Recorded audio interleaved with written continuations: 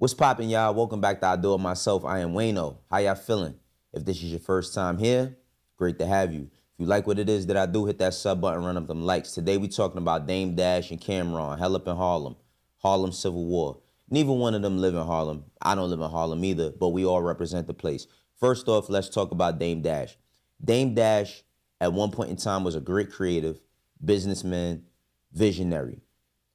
Dame Dash right now currently epitomizes what you don't want your legacy to turn into. And what do I mean by your legacy? When you look up Dame Dash on YouTube, right? Dame Dash addresses everything. Debt, Jay-Z, 50 Cent, Beanie Sigel, Cameron, Memphis Bleak, and more. Dame Dash breaks his silence on his $800K debt in order to forfeit assets. This plays into what we're going to talk about today. Dame Dash responds to Cam. Dame Dash says he realized his friendship with Jay-Z was done when Jay-Z quit playing Pause. Dame Dash reveals Jay-Z's shyness. Dame Dash, the truth about Roc-a-fella talks Jay-Z. Listen, for somebody who always said not to be a chatty patty, he made the phrase poppin', he always talking about people. Now, Dame has been having a back and forth online with Cam. Cameron had some things to say regarding Dame Dash's finances, and Dame got upset. But then it went a little bit further. This is what Cam had to say. This started with Dame Dash mad at me or whatever, and I love Dame. I don't have a problem. Dame calls me one day and be like, yo, me and 50 going back and forth. I see y'all. I see that you seen him. How you gonna let him pap you on the pockets like that? He papped you on the pockets. I said, Dave, you crazy, man. He said, yo, me and him going back and forth. You mind if I mention that? I said, nah, go ahead.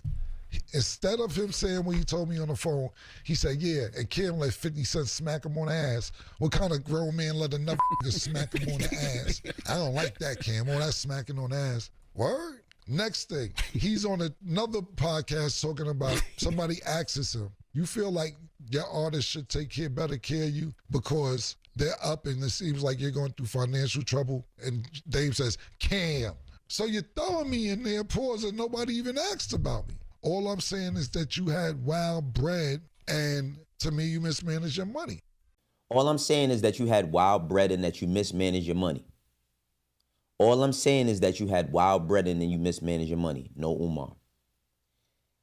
Dame, somebody who, I don't know what kind of world this nigga live in. I'm just keeping it 1,000. I don't know how his psyche works, because for you to publicly talk about things, then complain about people talking about them because they're your friend, even though they did business with you, just doesn't make any sense to me, right? For you to feel disrespected or bothered because people are speaking about your finances, but your finances, unfortunately, are open news. And not only that, you speaking about it. So you can speak about any and everybody regardless to what you feel, right? Like the rules that you make don't apply to you. And that's what we've been seeing a lot of patterns of recently. Niggas make up all these fake ass rules, but the rules do not apply to them. They don't use that logic for themselves. They use it for everybody else. They want to put themselves in a bubble and they want to point the finger at and say what you can and cannot and you should not, and there's no way possible you could say none of these things. But when it's them, oh, that was different. Oh, that was different. You know what I mean? When it's them, that was different. But Dame chimes in regarding how he felt about Cam saying what he said. That's why I'm like disappointed that when people do say I mismanaged my finances, they've never seen that. All I've done was pay for projects for us to do. So I paid $1 million and Cam starred in that movie. I threw down on the project that we did with A-Track and Cam, but he never supported it. It just feels funny to me that everything I throw down on, he finds a reason not to support. But I just find that a human trait. It's just respect. People want to see me in the shelter. My shelter is just usually a little more luxurious than most people's. See, that's the thing about Dame Dash. He says that he doesn't like people saying that he mismanaged his funds because we never seen that. I myself worked at Roc-a-fella Records. I remember Dame coming into the office one day talking about I took 3 private jets today. That's $40,000 a pop. Add it up. Okay. Okay. You don't think that's mismanaging your funds? You know what I'm saying? You don't think that the stuff that we seen from you visually, whether that was chains and watches, and remember at one point in time, I mean, roc-a-fella was this sacred thing. It's tatted on your arm. He was trying to get Drake to buy a part of Reasonable Doubt, the piece that he owned. Let's go back to the Drake thing. He was trying to buy it? Yeah, he made an offer, and I don't know if he's going to close, but I think it is interesting what's going on with the Super Bowl. And, you know, strategically, for me, I think the best way would be for him to show up to the Super Bowl with a roc-a-fella chain, like a boss. So if he could close, if he wants to, let's finish it up and let's do it. But if not, you know, it is what it is. Like a lot of people that are famous have hit me about buying it, and I know they want to, but I don't think they can afford it at the price. And I'm not disrespecting them. I'm not calling out no names. Because it was going up for auction, and he's like, yo, if you buy it, I'll throw in this roc-a-fella chain. All of that screams mismanagement of funds, my nigga. And the thing about it is, that doesn't make you any less of a man. I'm gonna keep it 100. We all have been up and down before. I done been super up and then been super down. It just happens in life. Mismanaging of funds comes with responsibility. Sometimes niggas just get into bad situations. That's just how life go. But to sit here and pretend or act as if you could put your whole entire life on Front Street, and then when your life starts biting you in the ass, you start acting like, nah, I ain't never. Denial, my nigga. Denial, my nigga. Yes. Denial.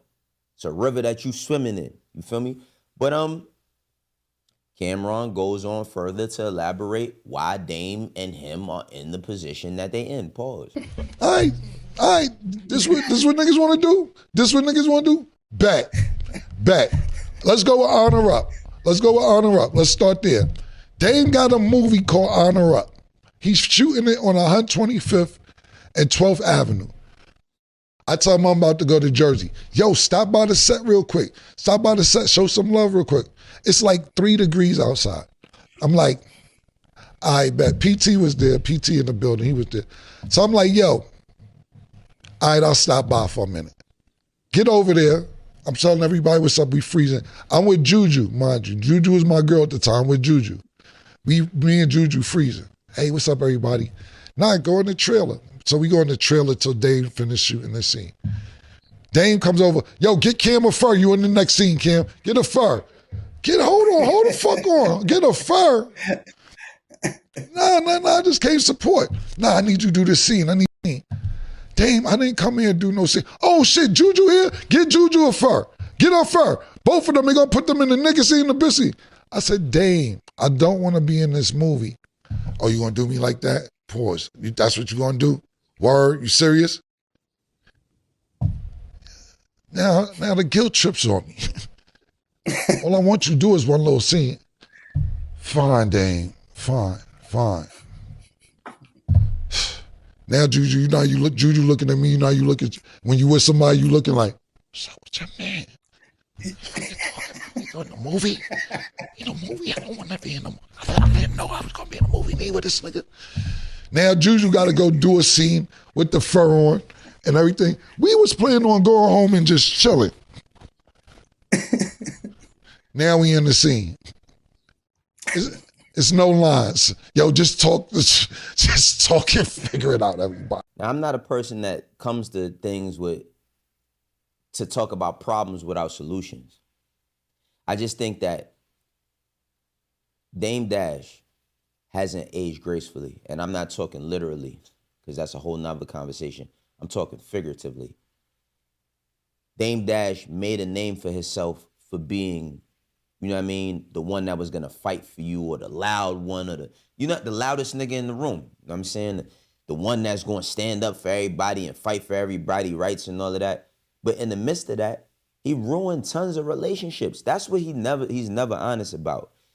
Yo, a lot of these OGs, these people that's supposed to be OGs and lead y'all in the game, and this is the shit that people be rushing for. I'm pretty sure it's people who grew up watching Cameron and said, damn, I wanted to rap because of Cam early in his career, seeing an old boy, you know what I'm saying, seeing him in his rise to prominence, him building Dipset and all that. But then look 20-something years later, because that was 20 years ago. My thing is that this shit all be old stories. And with Dame Dash, right, specifically is, Bro, you gotta be honest. If you're gonna talk about everybody who did you wrong, talk about who you did wrong. Talk about how you mismanaged people's careers. Talk about that.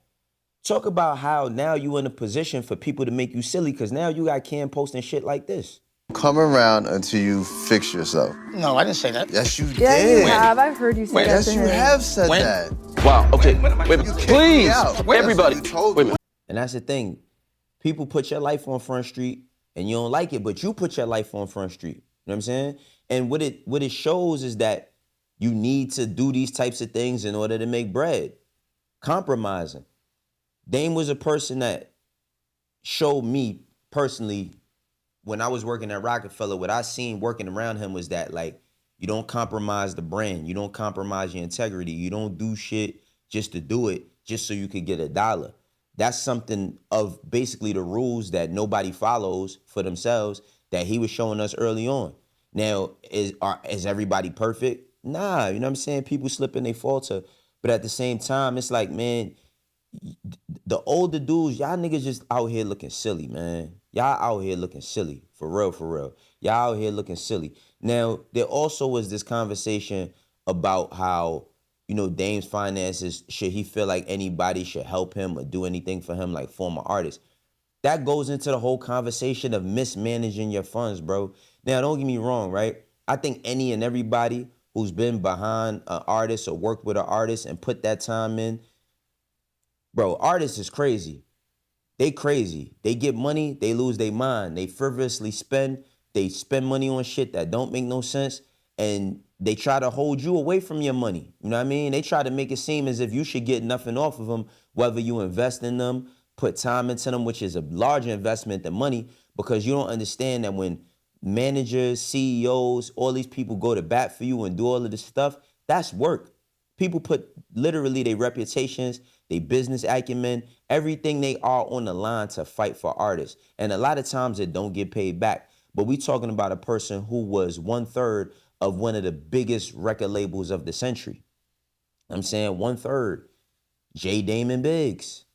You know what I'm saying? Like, they built something, made rock aware, all of that. So to see you, yes, to see you going through certain things, it makes people look at you a certain way, my nigga. It makes people look at you and say, fuck was you doing with all that money? And don't get it twisted. I mean, money, everybody could say what they would do with the money had they had it, but we looked at you as the businessman.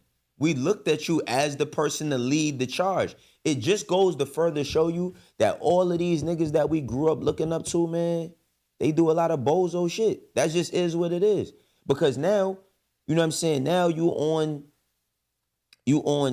interviews or doing stuff like this. And that I know or co-sign. Number one, talking about another man's pockets. I just felt like him and I would have conversations about that's just not the most masculine thing to do. Talking about other people, especially when they're not in the room, to me is coward shit.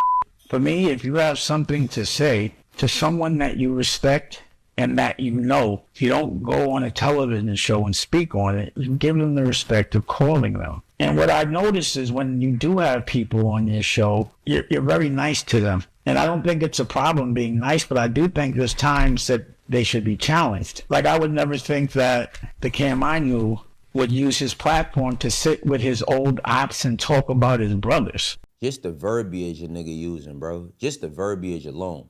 Dame Dash, 50-something years old, talking about using the word ops. Dame Dash, 50-something years old, using the word ops. No Umar. What is up with niggas, bro? Is this what the younger generation, because this is what people talk about all the time. Yo, we doing it for the younger ones. We doing it so that they got something to look forward to. This is what y'all growing moguls and managers and label owners have to look forward to. A lot of these guys did not age well, and this is even worse. I have things that I want to say, and I think I want to talk clearly, so I'm not going to sit here and grit my teeth all day. Fuck all that, and I don't care. Get your jokes.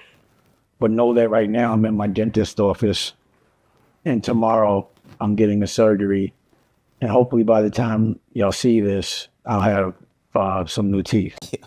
All right, I ain't gonna laugh at a nigga health, man. Like, A Boogie said, man, you never laugh at a nigga doing bad, cause nigga, I've been through that shit. Listen, I ain't gonna laugh at a nigga doing bad in that realm, but bro, yeah, health not together. You know what I mean? You dealing with a lot, my nigga. You got and rightfully so. If you feel comfortable doing that, then fine. But you can't act as if nobody has the right to speak on nothing.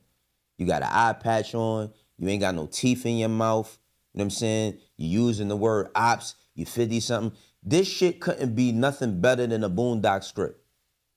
Nothing better than a Boondocks script. What is we doing? Like, what are we doing?